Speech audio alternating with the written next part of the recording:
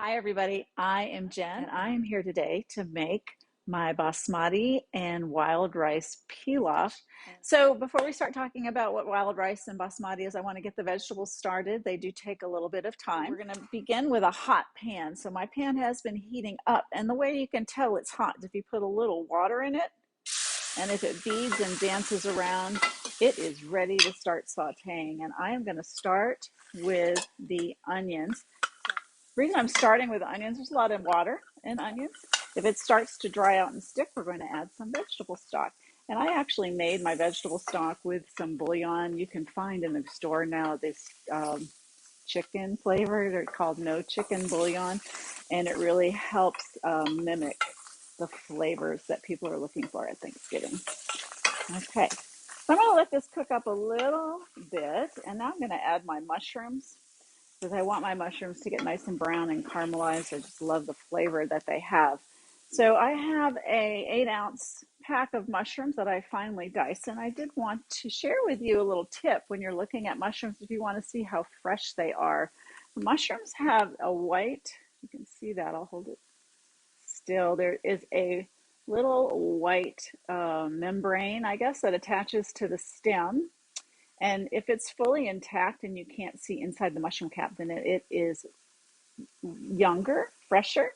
Not like this one where you can see that it has pulled away from the stem. Just a little quick little tip for you on mushrooms. So I'm going to go ahead and add this 8-ounce packet of finely diced mushrooms. So for a pilaf, you want things to be finely diced. And we're going to let that cook. This is over medium heat, by the way.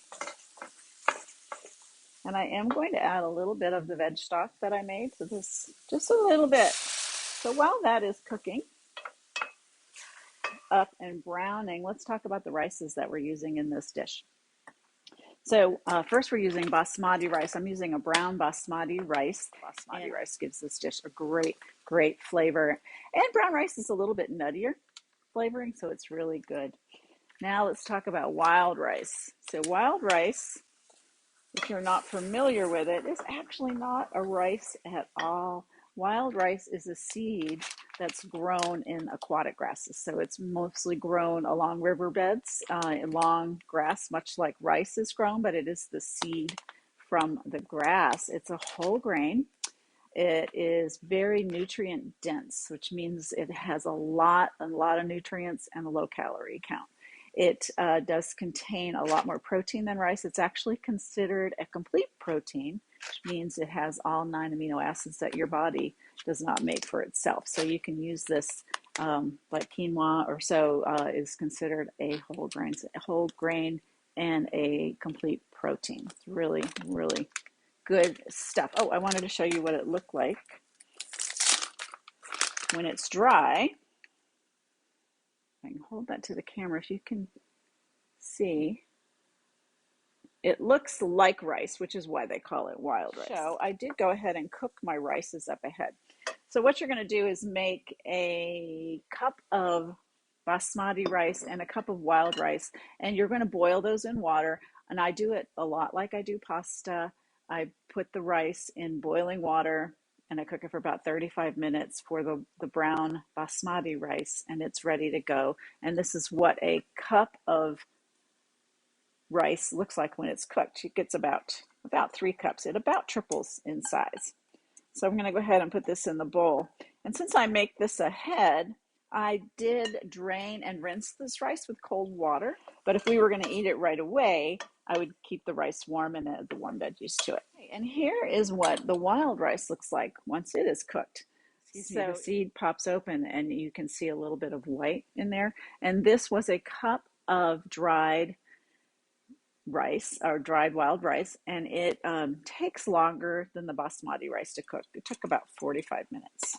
So you bring it to a boil, you turn the heat down to about a medium low. You don't want it to boil over. You just make sure it's always submerged in the water. And when it's popped, give it a little taste, make sure the texture is good, and then drain it and rinse it in cold water if you're not using it right away. All right, so this is our pilaf. I'm going to mix these up together. As you can see, I don't need to add a lot of liquid to this. There's a lot of liquid in mushrooms. There's a lot of liquid in onions. I'm going to add some celery in here. We're going to add some kale. So we all know kale is the superfood. If you haven't heard that by now, I'm telling you, kale is a superfood. It's loaded with protein. It's loaded with everything that you need, basically, pretty much. And you should eat some kale every day. So this is 3 stalks of kale that I finely chopped. And actually, I chopped this up in my food processor because I don't want bigger leafy portions in the rice pilaf. And it's a good idea to do that when you're going to cook it, especially if you're cooking for any elderly over the holidays that have trouble chewing the kale. If you finally chop it up, then they can manage it easier. Veggies in here. I'm going to go ahead and add the seasoning. So this is a half a teaspoon thyme, a half a teaspoon savory, and a half a teaspoon sage. This is 1 Granny Smith apple finely diced. And I do leave the skins on the apples because a lot of nutrients are concentrated in the skins. You can, like I said, use any apple you like. A tart apple is really, really good in this dish. We're also adding some pecans because, hey, it's the holidays. Nicely. And then last, to add a little bit of sweetness, I have some cranberries here. These were dried cranberries that I reconstituted, if you want to say that, in water. To soften them up. You know, the dried cranberries can get pretty hard to chew and dense. Well, I soaked them in hot water for about 15 minutes, and then I drained them really, really well. Added it to our dish. So here's our bowl of rice and I'm going to go ahead and just toss this mixture in there. Easy dish. Give that a nice stir.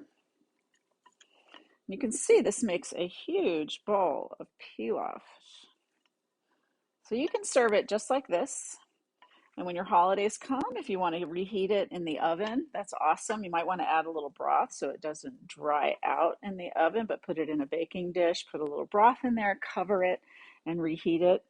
I also wanted to show you one other thing that's great to do with it. Make a stuffing for your acorn squash. So this is an acorn squash that I had pre-baked. So I put it in the oven upside down in the oven at 400 degrees for about 40 minutes until it was soft to touch. You don't want it so soft that the skin is popping off. You can fill your acorn squash, and I would put this back in the oven and bake it 400 degrees for about 10 to 15 minutes till it's heated through. This is something you can prepare ahead and pull it out on your special occasion and just heat it in the oven and it's ready to go. And look how pretty that is. Right before serving, I would sprinkle it with a little fresh parsley. It just gives it a little extra color. And now to this, if you want to add a little extra protein boost, I have taken extra firm tofu. I squeezed it and I cubed it, small cubes. And then I mixed it with a little veg stock and this awesome seasoning. If you have a Trader Joe's near you, they have this everything but the leftover seasoning, which is really, really awesome seasoning. I sprinkled it on here. You can also use the same seasonings that are in the recipe or even just poultry seasoning. And you can add this and it gives it an extra protein boost for you. So I'm going to do that because I love this. And now, the final thing with this dish, it's a lot. So if you're not going to eat it all, portion it out, put it in the freezer, and pull it out from time to time. It's loaded with these great seasonal flavors. It's a healthy dish. It has healthy grains, vegetables, fruit, everything in there. So it's just a wonderful dish, and I love it this time of year, especially with those seasonings.